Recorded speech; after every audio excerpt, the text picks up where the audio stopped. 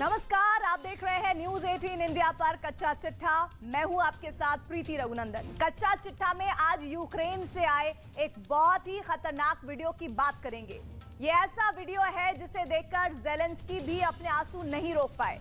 वैसे ज़ेलेंस्की के लिए अफसोस करने वाले और भी मुद्दे हैं, क्योंकि ऐसी रिपोर्ट है कि पुतिन यूक्रेन के कई इलाकों को अब रूस के नक्शे में मिला सकते हैं। इसके साथ ही हम आपको दिखाएंगे कि ताइवान ने ऐसे कौन से हथियार जुटा लिए हैं जिससे चीन भी सहम गया है। लेकिन शुरुआत यूक्रेन से आए उस वीडियो से जिसे देखकर ज़ेलेंस्की भी रो पड़े।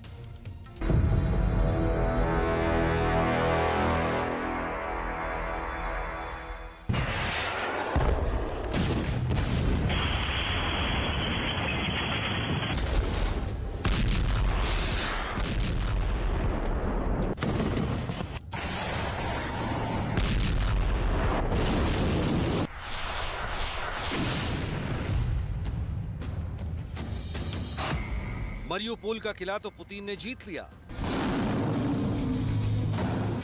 पुतिन ने मरियुपोल पर विजय कर तय कर दिया कि अब यूक्रेन का समंदर से कनेक्शन कट कर दिया गया है। दक्षिणी पूर्वी यूक्रेन के इस अंतिम बड़े गढ़ के साथ ही माना जा रहा है कि युद्ध के एक बड़े चरण का पटाक्षेप हो गया। शहर जला, सैनिकों ने सरेंडर किया, लोग मारे गए। लेकिन ज़ेलेंस्की को कम से कम इस इलाके में पुतिन ने तबाह और बर्बाद कर दिया। लेकिन एक और इलाका है डॉनबास, जिसकी तबाही की दास्तान ज़ेलेंस्की की जुबानी ही सुनिए। इसके बाद आपको वो रिपोर्ट दिखाएंगे जिसके मुताबिक पुतिन का प्लान सिर्फ यूक्रेन के शहरों को जीतना नहीं, बल्कि उस पर हमेशा के लिए रूस का आधिपत्य स्थापित करना है। और इसके पीछे मकसद सीधा और साफ है, नेटो को रूस की सीमा से दूर, बहुत दूर रखना। लेकिन पहले सुनिए डोनबास के खंडहर में तब्दील होने का ज़ेलेंस्की का दर्द। Збройні сили України продовжують просуватися у звільненні Харківщини. Але на Донбасі окупанти намагаються ще більше посилити тиск. Там пекло, і це не перебільшення. Жорстоке, абсолютно безглузде бомбардування Сєвєродонецька. Там тільки за один день 12 загиблих, десятки поранених.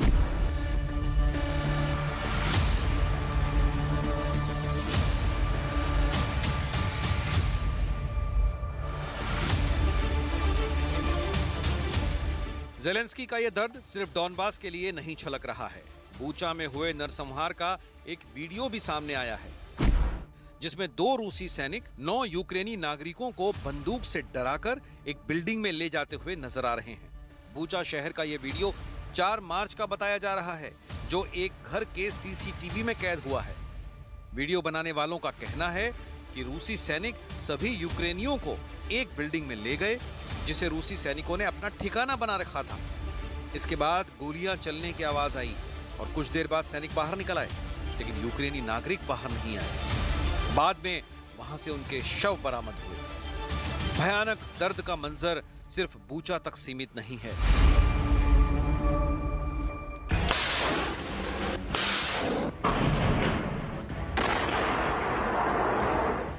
मारियुपोल को ध्वस्त करने के बाद अब पुतिन की नजर लवीव और कीव जैसे शहरों पर है। इन शहरों के ताजा हालात कैसे हैं, ये आपको दिखाएं उसके पहले उन इलाकों की तस्वीर देखनी बहुत जरूरी है जहां रूस को बैकफुट पर जाना पड़ा। रूस की सेना ने कीव पर कब्जे के लिए जोरदार हमले किए थे, लेकिन यूक्रेन की ओर से जबरदस्त पलटवार के बाद रूस की सेना को यहां से खाली हाथ ही लौटना पड़ा। वहीं यूक्रेन के सैनिकों ने खार्किव से भी रूसी सेना को खदेड़ दिया था। रूस की सेना को ओदेसा में भी यूक्रेन से जोरदार पलटवार का सामना करना पड़ा था, और ओदेसा में हाइपरसोनिक मिसाइल से हमले के बावजूद यहां पर रूस कुछ ही हिस्सों पर कब्जा कर पाया। उधर खार्किव में भी रूस की सेना को यूक्रेनी सैनिकों ने कड़ी टक्कर दी, और यहां पर रूस 80% हिस्से पर ही कब्जा कर पाया। यही नहीं, मारियुपोल के अजोवस्ताल स्टील प्लांट में 1700 यूक्रेन के सैनिकों के सरेंडर करने के बीच अजोव बटालियन के एक डिप्टी कमांडर का वीडियो सामने आया है, जिसमें वो कह रहा है कि मैं और मेरे सैनिक अब भी अजोवस्ताल प्लांट में हैं। मतलब यहाँ भी पुतिन के सैनिकों के प्रचंड प्रहार के बावजूद यूक्रेन की फौज अब तक टिकी हुई है। Слава Україні! Сьогодні 85-й день війни. Я і командування перебуває на території заводу «Азовсталь». Триває певна операція, деталі яких я не буду розголошувати.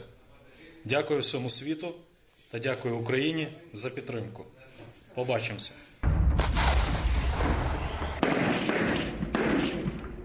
यानी वहां भी युद्ध जारी है जहां पुतिन कब्जा कर लेने का दावा कर रहे हैं। जाहिर है ज़ेलेंस्की की थोड़ी सी सेना बहुत सारे पुतिन की फौज को करारा जवाब दे रही है, लेकिन शक्तिशाली रूसी बमों का बरसना जारी है। पुतिन ने कहा तो था कि ये जंग नहीं मिलिट्री ऑपरेशन है, लेकिन यूक्रेन में आशियानों की जो तबाही है वो कुछ और ही पिक्चर दिखा रही है।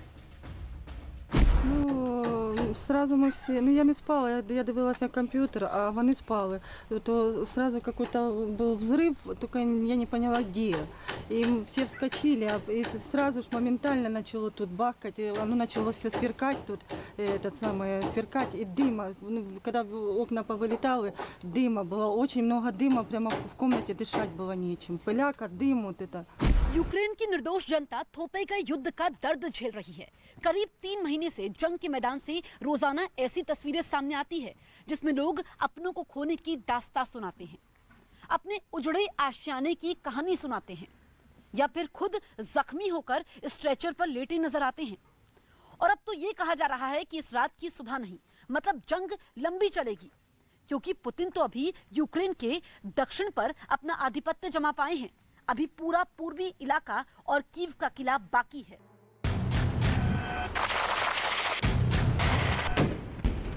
ज़ेलेंस्की के सामने भी ये पिक्चर एकदम क्लियर है।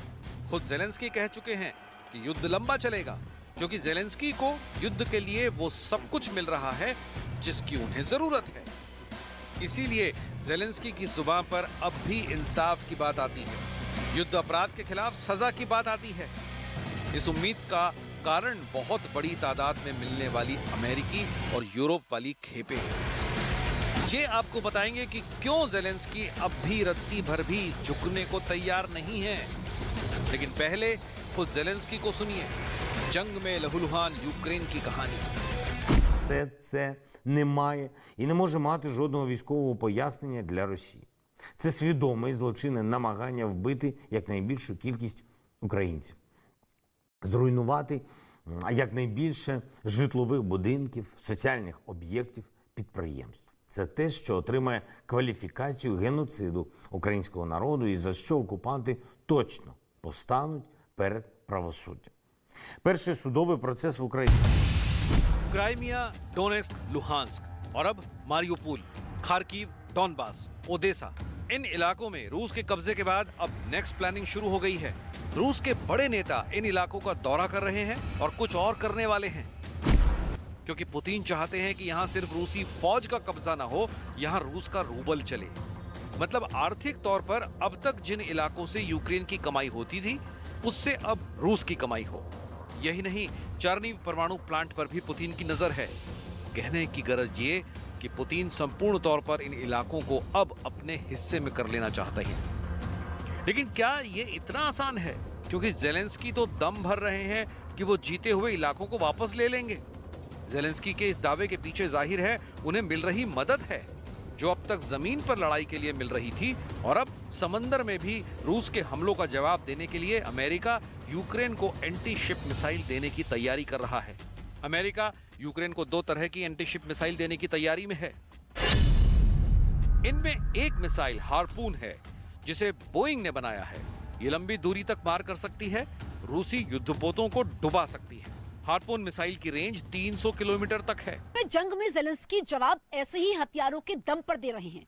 रूस का जंगी जहाज मॉस्को को डुबोने के बाद ज़ेलेंस्की की हिम्मत 7वें आसमान पर है। अप्रैल में यूक्रेन के राष्ट्रपति ज़ेलेंस्की ने पुर्तगाल से हार्पून देने की अपील की थी। तब कोई भी देश खुले में मिसाइलें देने से बच रहा था, लेकिन अब ऐसा नहीं है। यूक्रेन में ऐसी मिसाइलें आने के बाद यूरोप के कई देशों के पास ऐसे कारगर हथियार हैं जो रूस को मुंहतोड़ जवाब दे सकते हैं। ऐसे में ज़ेलेंस्की इन हथियारों को खरीदने से गुरेज नहीं करेंगे, क्योंकि उनके पास पर्याप्त मात्रा में अमेरिकी डॉलर मौजूद है।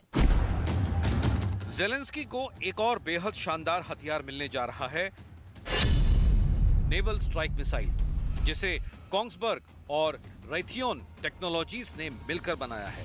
नेवल स्ट्राइक मिसाइल की रेंज 250 किलोमीटर है, जिसे यूक्रेन के तट से भी लॉन्च किया जा सकता है। मिसाइल की कीमत $1.5 मिलियन प्रति राउंड है। अमेरिकी थिंक टैंक हडसन इंस्टीट्यूट के मुताबिक हार्पून जैसी 12 से 24 एंटी शिप मिसाइलें रूसी जहाजों को डराने धमकाने के लिए पर्याप्त हैं। इन मिसाइलों के अलावा Ukraine M270 multiple rocket launcher system यानी MLRS को भी खरीदने जा रहा है। इसे लॉकहीड मार्टिन ने तैयार किया है। इससे 70 किलोमीटर से ज्यादा की दूरी तक निशाना मारा जा सकता है। जरा सोचिए, जेलेंस्की के पास जब ऐसे हथियार होंगे तो पुतिन जो 2-4 दिनों में यूक्रेन पर विजय का सपना संजो रहे थे, उन्हें 3 महीने तक लड़ना पड़ रहा है। और जब ये हथियार यूक्रेन पहुंच जाएंगे तब क्या होगा? अमेरिकी एक्सपर्ट इस बात को अभी से कह रहे हैं कि ये युद्ध लंबा खींचेगा और इसके पीछे शायद जेलेंस्की का यही हथियारों वाला प्लान है। खुद अमेरिका चाहता है कि नेटो से 1-to-1 रूस का ना हो, लेकिन जेलेंस्की रूस के सामने झुके भी नहीं, इसलिए डॉलर भी दे रहा है और अपने बनाए हथियारों को यूरोपीय देशों के रास्ते यूक्रेन पहुंचाने की कोशिश भी कर रहा है। उधर अमेरिका ने युद्ध वाला कानून लागू कर दिया है। बाइडेन प्रशासन यूक्रेन युद्ध का अमेरिका पर किसी भी तरह के प्रभाव को सिरे से मिटाना चाहते हैं। यही वजह है कि ऐसे कानूनों को लागू कर दिया गया है जो जंग के समय लागू किए जाते हैं। लेकिन इसके पीछे वजह क्या है, ये समझना बेहद जरूरी है। अमेरिका ने कोरोना काल में भी ऐसे कानून लागू किए थे। तब दुनिया क्राइसिस से गुजर रही थी, लेकिन इस वक्त तो युद्ध रूस और यूक्रेन के बीच चल रहा है। फिर अमेरिका ने ऐसा क्यों किया है? रक्षा उत्पादन अधिनियम का मकसद बच्चों के लिए दूध और जरूरी खाद्य पदार्थों का प्रोडक्शन तेज करना है। सप्लाई चेन में गड़बड़ी और खाद्य पदार्थों की गुणवत्ता के कारण अमेरिका में 2 बच्चों की मौत हो गई थी। अमेरिका भले ही यूक्रेन में सैनिक नहीं उतार रहा, लेकिन डॉलर, हथियार, कूटनीति, जहां तक संभव हो सके इन तरीकों से जेलेंस्की को मदद पहुंचा रहा है, क्योंकि इसमें उसका नेटो के दबदबे वाला स्वार्थ छिपा है। यूक्रेन, फिनलैंड और स्वीडन अगर नेटो का हिस्सा बनते हैं तो रूस आने वाले सालों में अमेरिकी सैनिक शक्ति के सामने काफी कमजोर दिखेगा। और ये पुतिन ही नहीं, रूस का कोई भी राष्ट्रपति नहीं चाहेगा, जिसका नतीजा होगा जंग, जिसके यूक्रेन से भी भयानक होने की आशंका जताई जा रही है। महायुद्ध में आगे क्या होगा, इसको लेकर के दुनिया भर के एक्सपर्ट्स अपनी राय जाहिर कर रहे हैं। लेकिन यहाँ जमीन पर रूस हमले पर हमले कर रहा है। जेलेंस्की की अपील का रूस पर रत्ती भर भी असर होता नहीं दिख रहा है। शुरुआत में रूसी फौज ने इस बात का ख्याल रखा कि आम लोगों को नुकसान ना हो, लेकिन अब लग रहा है कि लंबी खिंच रही जंग से न सिर्फ पुतिन परेशान हैं, बल्कि उनके सैनिक भी परेशान हो चुके हैं। यही वजह है कि अब उनकी बंदूकें भूल चुकी हैं कि सामने सैन्य ठिकाना है या फिर लोगों का आशियाना। यूक्रेन का झुकाव अमेरिका और नेटो की ओर है और रूस इसे अपनी सुरक्षा और संपन्नता के लिए बिल्कुल भी मानने को तैयार नहीं है। रूस पर अब तक लगाए गए तथाकथित प्रतिबंध भी कोई परिणाम नहीं दे सके हैं। नेटो देशों की ओर से यूक्रेन को दी जा रही आर्थिक और सामरिक सहायता से युद्ध अनिर्णय की दिशा में बढ़ता जा रहा है। किसी की जीत हार होती नहीं दिख रही है, पर युद्ध जितना लंबा खिंचता जा रहा है, उसकी उतनी ही पीड़ा मानवता को भोगनी पड़ रही है।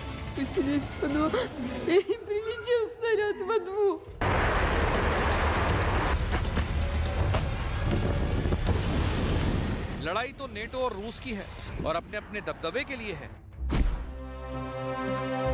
पर मारे तो वो निर्दोष जा रहे हैं जिन्हें शायद ये भी नहीं मालूम होगा कि युद्ध होता क्या है और किस लिए हो रहा है।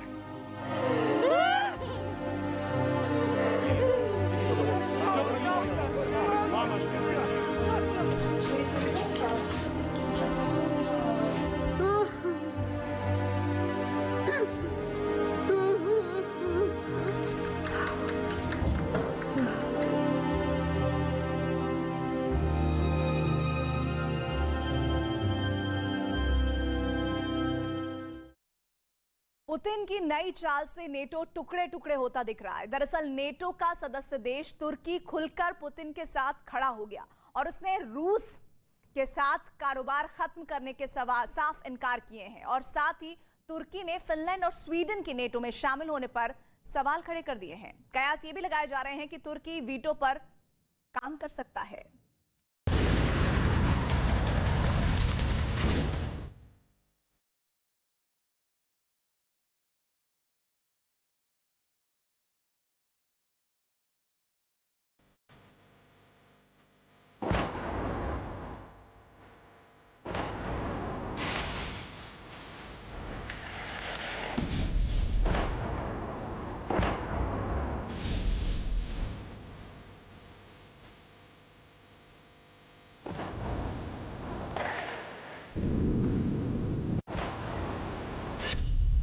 पुतिन की नेटो में सेंधमारी।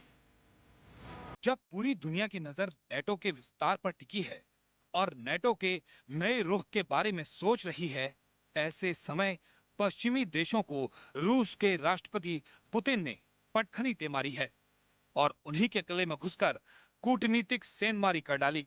दरअसल नेटो के सबसे पुराने देश तुर्की ने दो टूक जवाब दिया है और कहा है कि तुर्की रूस से गैस के साथ हथियार भी खरीदता रहेगा। साथ ही तुर्की ने अपने पुराने कारोबारी रिश्ते का हवाला भी दिया है, जो नेटो के दूसरे देशों को पसंद नहीं आया।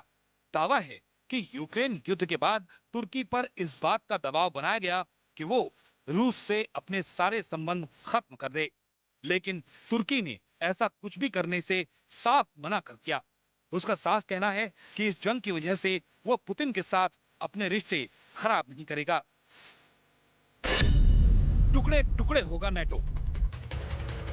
तुर्की का नेटो देशों के साथ टकराव किसी ऐसे वैसे नहीं, बल्कि सीधे उनके सबसे बड़े दुश्मन देश के मुद्दे पर है, जिसके लिए नेटो अस्तित्व में आया। और आज रूस से ही सबसे ज्यादा चुनौती भी उसे ही मिल रही है। ऐसे वक्त में तुर्की का रूस के साथ खुलकर आना और हथियार लेना नेटो की सबसे बड़ी सिरदर्दी है, जो नेटो में बड़े मतभेद के बीज डाल रहा है। मतलब ये है कि पुतिन ने बिना लड़े ही तुर्की को अपने खेमे में करके नेटो के दो हिस्से कर दिए। तुर्की की चाल से हैरान नेटो। कुछ रोज पहले ही तुर्की ने नेटो में शामिल होने की जिद पर अड़े स्वीडन और फिनलैंड का विरोध किया था। दोनों देशों पर तुर्की ने आतंकवाद के समर्थन का आरोप लगाया था और उनके खिलाफ वीटो का इस्तेमाल करने की धमकी भी दी थी। अगर ऐसा हुआ तो फिनलैंड और स्वीडन का नेटो में शामिल होने का प्लान धरा का धरा रह जाएगा, जिसका मतलब ये है कि नेटो में रहते हुए तुर्की इसके विस्तार के खिलाफ है, जो रूस के लिए अच्छी खबर है। ये भी खबर है कि फिनलैंड और स्वीडन की नेटो में सदस्यता के बहाने तुर्की अमेरिका पर दबाव बनाने की कोशिश कर रहा है, क्योंकि तुर्की ये अच्छी तरह जानता है कि उसकी मंजूरी के बिना फिनलैंड और स्वीडन को इस संगठन में शामिल नहीं कराया जा सकता, जिसके लिए तुर्की का हथियार बनेगा नेटो का वो नियम जिसके तहत किसी भी नए सदस्य को जोड़ने के लिए मौजूदा सभी सदस्य देशों की सहमति जरूरी है। और फिलहाल 30 देश नेटो के सदस्य हैं, जबकि तुर्की 1952 से ही इस सैन्य संगठन का हिस्सा है। ऐसे में अमेरिका को भी पता है कि स्वीडन और फिनलैंड को रोकने के लिए तुर्की वीटो का इस्तेमाल कर सकता है। लिहाजा अब तुर्की अपनी सहमति के लिए अमेरिका से इसकी कीमत वसूलने में लगा है और उसने रूस से अपने संबंध नहीं तोड़ने का ऐलान कर ये जाहिर भी कर दिया। नेटो से क्यों भड़का तुर्की? फिनलैंड और स्वीडन की नेटो सदस्यता को लेकर तुर्की के राष्ट्रपति का गुस्सा 7वें आसमान पर है। एर्दोगन ने कहा है कि नेटो में शामिल होने के लिए तुर्की पर प्रतिबंध लगाने वाले देशों को इजाजत नहीं देगा। तुर्की नेटो देशों से कुर्द आतंकियों के बारे में अंकारा की चिंताओं को गंभीरता से नहीं लेने को लेकर चिंतित है। तुर्की चाहता है कि नेटो देश उनके देश पर खतरे को स्वीकार करें और उसे लेकर गठबंधन में सामंजस्य स्थापित किया जाना चाहिए। दोनों देशों का आरोप है कि उन्होंने कुर्दिश आतंकियों और उन अन्य समूहों पर स्पष्ट रुख अख्तियार नहीं किया जिन्हें तुर्की आतंकवादी मानता है।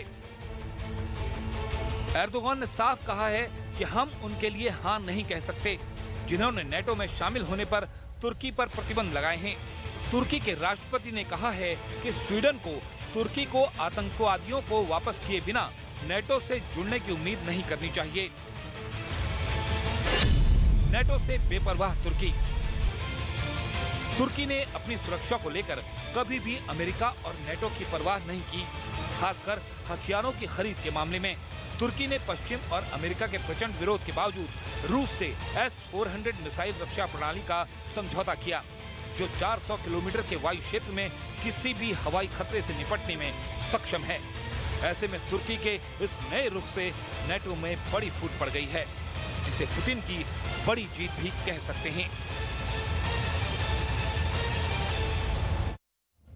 अमेरिका के राष्ट्रपति जो बाइडेन एशिया के दौरे पर और अमेरिका से मांग उठ रही है कि ताइवान को नए हथियार सप्लाई किए जाएं।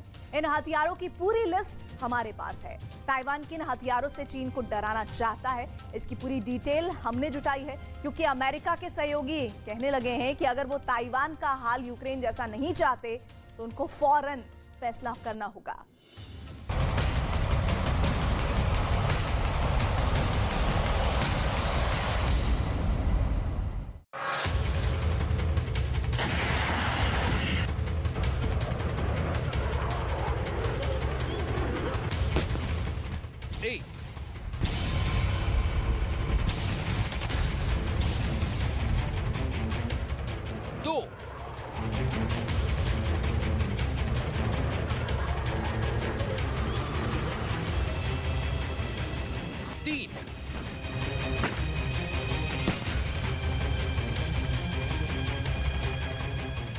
ये वो हथियार है जिनसे जिनपिंग को डराने की बड़ी कोशिश शुरू हो गई है।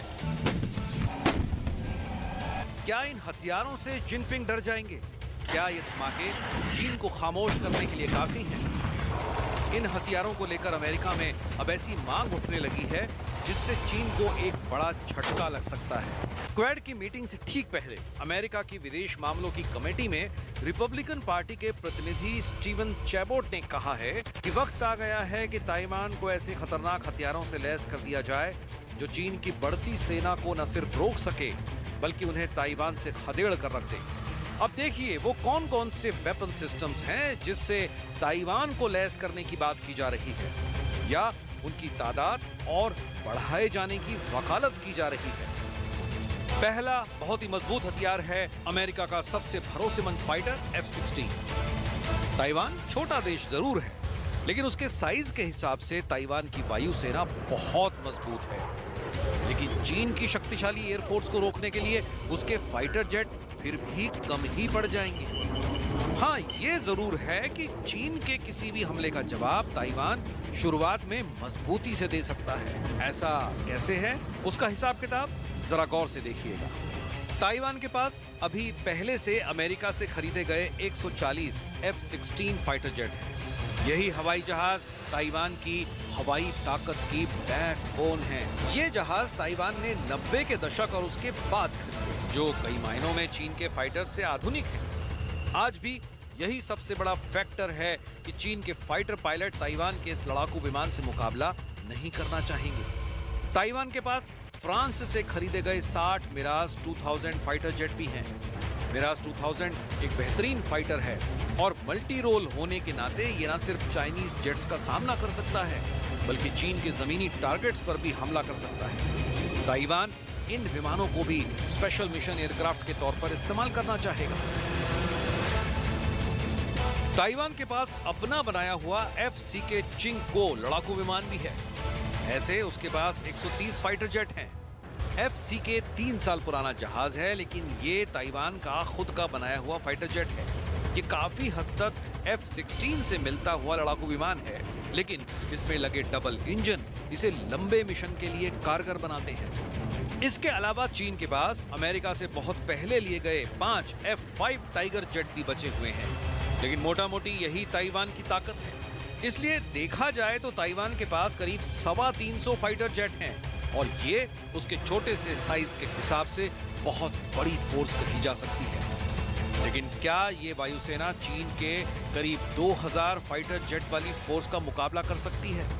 ये चीन की फाइटर फ्लीट का छठा हिस्सा भी नहीं है। इसलिए सच तो ये है कि ताइवान चीन का अकेला कभी मुकाबला नहीं कर सकता, लेकिन आमने सामने का मुकाबला हो गया तो ताइवान चीन को ऐसा नुकसान जरूर पहुंचा सकता है जो चीन जैसी बड़ी ताकत को शर्मिंदा कर दे। और ऐसा मुमकिन है, इस बात से चीन भी बहुत अच्छी तरह से वाकिफ है और बाइडन भी इस बात को बहुत अच्छी तरह जानते हैं कि ताइवान और चीन के बीच अगर किसी तरह की जंग हुई तो ताइवान की डिफेंस फोर्स चंद घंटे भी नहीं टिक पाएगी। यही वजह है कि अब अमेरिका में ताइवान को ऐसे हथियार देने की मांग उठने लगी है जिससे वो खुद को चीन से बचा सके, जब तक अमेरिका इस युद्ध में दखल नहीं देता है। 我想告诉大家的是，世界上只有一个中国，台湾是中国领土不可分割的一部分。在台湾地区参与国际组织，包括世卫组织活动问题上， अब देखिए और वो कौन से वेपन सिस्टम्स हैं जो ताइवान को अमेरिका से मिल सकते हैं ताकि उसका हाल यूक्रेन की तरह ना हो और चीन ताइवान पर हमला करने से पहले 10 बार सोचे, क्योंकि अगर ताइवान ने जवाब दिया और चीन उसका मुकाबला शुरुआत में नहीं कर पाया तो जिनपिंग के हमलावर वाले ख्वाब पहली स्ट्राइक की नाकामी के साथ ही चकनाचूर हो जाएंगे। ये चीन और ताइवान के मुकाबले का एक ऐसा नतीजा होगा जिसे बाइडन भी देखना चाहेंगे, जापानी भी देखना चाहेंगे और पूरा क्वाड चीन का यही हश्र देखना चाहेगा। 之前以来，美方屡次试图打台湾牌，在台湾问题上违背承诺，向台独分裂势力发出错误信号。美方此举危害中美关系，也危害台海的和平与稳定。 अमेरिका में जिन बड़े हथियारों को ताइवान को फौरन सप्लाई करने की बात की जा रही है उनमें सबसे बड़ा नाम है F-16 का, जो ताइवान के आसमान में चीन के खिलाफ बड़ा पहरा बिठा देंगे। दूसरा सबसे बड़ा नाम है M1A1 एब्राम टैंक, जो एक डिफेंसिव मोर्चा तैयार करके चीन के बढ़ते हुए दस्तों को रोक सकता है। तीसरी है होवित्जर M109, जो किसी भी चाइनीज फोर्स के एडवांस को रोक सकती है। और चौथा है अपाचे अटैक हेलीकॉप्टर, जो चीन की लैंडिंग फोर्स को छुपकर निशाना बना सकते हैं। इनमें सबसे हाई प्रोफाइल हथियार F-16 फाइटर जेट ही कहा जाएगा और ताइवान को इसके आधुनिक वर्जन का बेसब्री से इंतजार है। ताइवान के पास अभी जो F-16 जहाज हैं वो पुराने पड़ चुके हैं और ताइवान को जरूरत है F-16 के ब्लॉक 70 वर्जन की, जिसमें नया रडार, नया कॉकपिट और नया इंजन शामिल है, जो इससे पहले वाले जहाज से कई गुना बेहतर भी है। और चीन के पास इस फाइटर जेट का मुकाबला करने के लिए लड़ाकू विमान चाहे ही हो, लेकिन उसे ताइवान से जीतने का भरोसा नहीं है।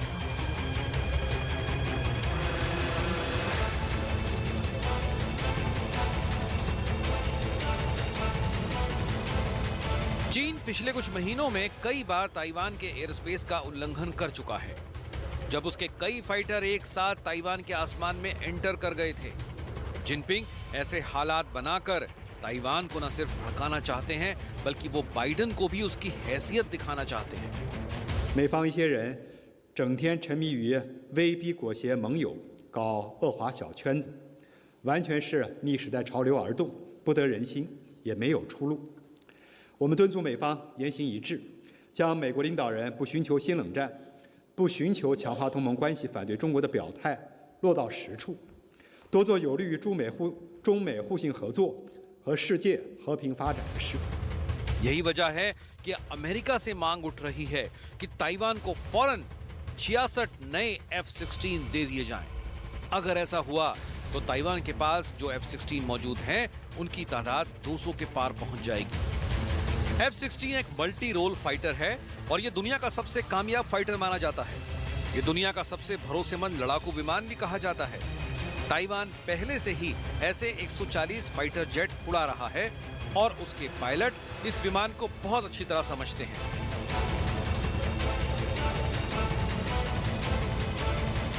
F-16 का सौदा फाइनल हुआ तो ये चीन के लिए बहुत डराने वाली बात होगी। वो नहीं चाहेगा कि अमेरिका किसी भी तरह के हथियार ताइवान को सप्लाई करे। अब देखिए ताइवान की दूसरी बड़ी डिमांड यानी M1A1 एब्राम टैंक। ये टैंक गजब का है। ये अमेरिका का मेन बैटल टैंक है। इसकी फायर पावर का कोई मुकाबला नहीं। दोनों खाड़ी युद्ध में अमेरिका ने इसका बहुत कामयाबी से इस्तेमाल किया और अब ये यूरोप में नेटो की फ्रंटलाइन फोर्स का भी सबसे आक्रामक हथियार माना जाता है। अगर ये टैंक ताइवान को मिलता है तो वो ऐसे तमाम मोर्चों को हैंडल कर सकता है जहां चीन अपनी फोर्स को ताइवान की जमीन पर उतार सकता है। 67 टन की ये भारी भरकम मशीन जब चलती है तो युद्ध में मौजूद सैनिकों को एक अलग ही भरोसा मिलता है।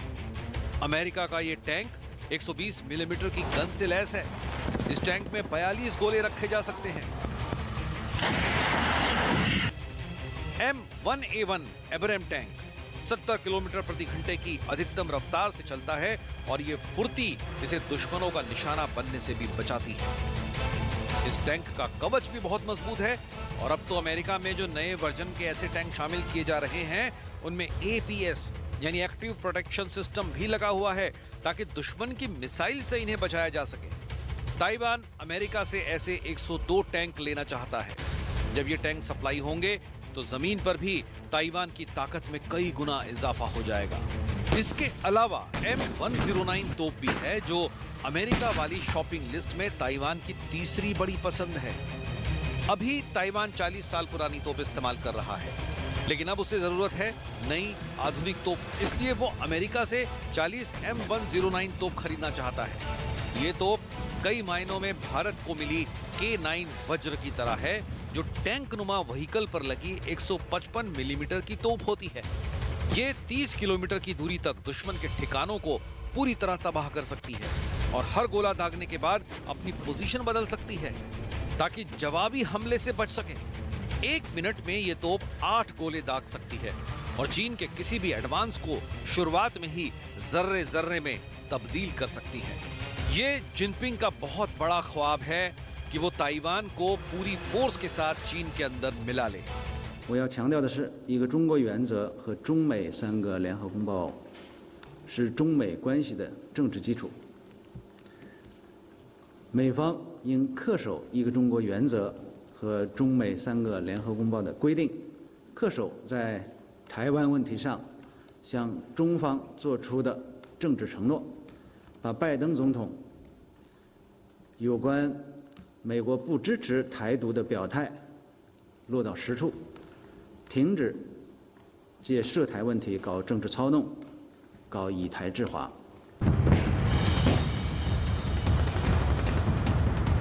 ताइवान भी लगातार युद्धाभ्यास कर रहा है। कोस्टल डिफेंस यानी अपने समुद्री किनारों पर चीन की सेना को उतरने से कैसे रोकना है, इसकी लगातार प्रैक्टिस की जा रही है। पिछले कुछ महीनों से चीन के लड़ाकू जहाज लगातार ताइवान के एयर स्पेस का उल्लंघन कर रहे हैं। सिर्फ अप्रैल के महीने में ही चीन ने 4 बार ऐसा किया है। ऐसे में ताइवान की एयरफोर्स की तैयारी भी देखी जा रही है। ये मिराज 2000 फाइटर जेट हैं और यहाँ का मुआयना ताइवान की राष्ट्रपति भी कर चुकी हैं। हालांकि ताइवान और जापान के आसपास चीन की एयरफोर्स ने भड़काने वाले एयर मिशन का आगाज कर दिया है। चीन के टारगेट पर जापान भी है, ताइवान भी है और अमेरिका भी। ये है चीन का सबसे खतरनाक न्यूक्लियर बॉम्बर H-6K। इसके आसमान में होने का मतलब कुछ भी हो सकता है। इसका टारगेट ताइवान भी हो सकता है, इसका निशाना जापान भी बन सकता है। इसकी जद में सबसे करीबी अमेरिकी बेस गुआम भी आ सकता है, जो प्रशांत महासागर में अमेरिका की पैसिफिक कमांड का हेडक्वार्टर भी है। ये बॉम्बर चीन के लॉन्ग रेंज मिशन के लिए बनाया गया है। H-6K बॉम्बर जब आसमान में होता है तो रीफ्यूलिंग के बाद ये प्रशांत महासागर में अमेरिका के ग्वाम मिलिट्री बेस तक को परमाणु हमले से पूरी तरह खत्म कर सकता है। H-6K बॉम्बर 12,000 किलो वजन के बम या मिसाइल लेकर उड़ सकता है। इसका मेन हथियार CJ-20 क्रूज मिसाइल है, जिसकी रेंज 2000 किलोमीटर है। ये ऐसी 6 मिसाइल लेकर उड़ सकता है। चीन के पास ऐसे 170 बॉम्बर हैं। चीन ताइवान के आसपास अपनी बॉम्बर वाली ये पावर इसलिए दिखा रहा है क्योंकि वो ताइवान को डराना चाहता है, अमेरिका को खबरदार करना चाहता है। यूक्रेन पर रूस के हमले और वहां हो रही बमबारी से जिनपिंग के हौसले आजकल काफी बुलंद हैं। लेकिन अमेरिका जब तक मजबूत था तो चीन ऐसा करने से बचता रहा। लेकिन अब अमेरिका एक गिरती हुई सुपर पावर के तौर पर देखा जा रहा है और इसी ने चीन की बदमाशियों को शह देनी शुरू कर दी। यूरोप में रूस ने अमेरिका और नेटो को जीरो साबित कर दिया है, तो वहीं एशिया में चीन अमेरिका को हारा हुआ साबित करना चाहता है। समंदर से लेकर आसमान तक इतनी ज्यादा टेंशन सिर्फ एक टापू को लेकर है,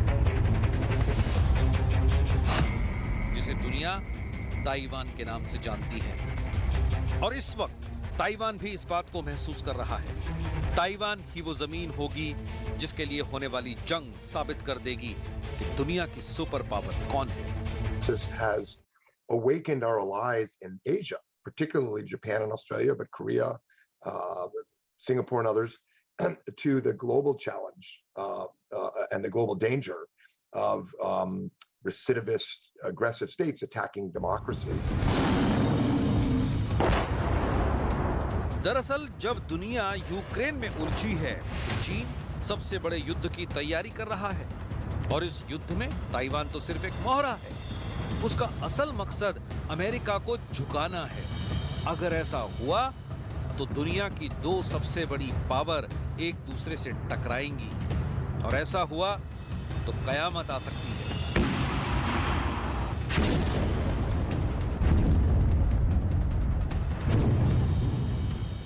क्योंकि जब दुनिया की सबसे खतरनाक परमाणु मिसाइल लॉन्च होगी, तब दुनिया के सबसे खतरनाक फाइटर और बॉम्बर दुनिया को अपनी बमबारी से हिलाकर रख देंगे।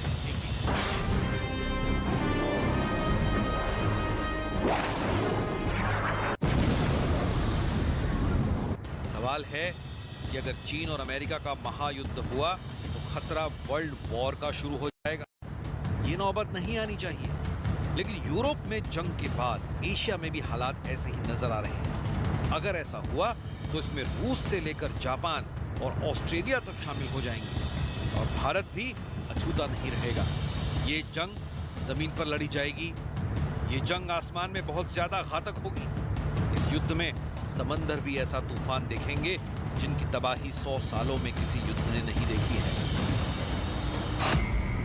एक तरफ अमेरिका की मिनट मैन मिसाइल होगी जिसकी रेंज 13,000 किलोमीटर है, तो दूसरी तरफ चीन की DF-41 जो 15,000 किलोमीटर तक न्यूक्लियर अटैक कर सकती है।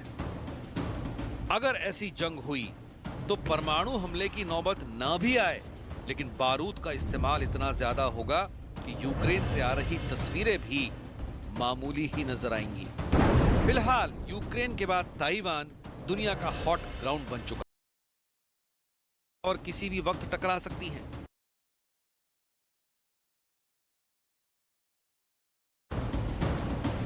उसके पास